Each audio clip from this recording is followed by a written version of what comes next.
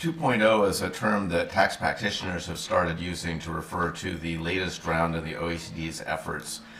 to look at and modify the rules for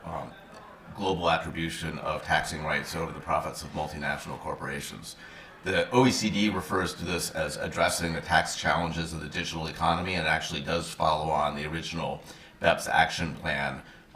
That's a bit of a mouthful, and BEPS 2.0 is what people are referring to it now, in contrast to the BEPS deliverables that came out back in 2015 and 2016. The question we get a lot is from companies that are not heavily digitalized, or not using a lot of IT, or not in that space, and why they should care about this. That's a really important question, and it's actually one of the core things going on at the OECD. The OECD, again, was originally tasked to look at this issue of the tax challenges of the digital economy in the original BEPS action plan, and came out with a report that said that it was impossible to ring-fence the digital economy, that the entire economy is being digitalized, and so the implication of that is that any measures needed to be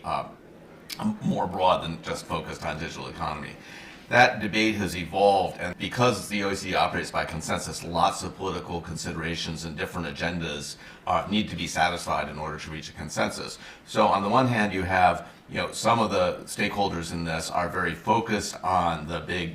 what we think of as digital economy firms, and really wanting measures that really address specific issues around taxation of those firms, whereas other countries,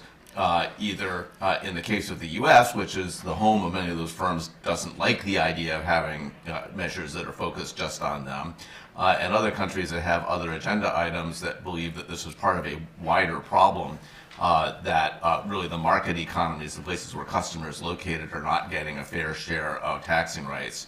And so I think at this point, most people are betting at the end of the day the measures that come out of this will apply to a very broad set of companies,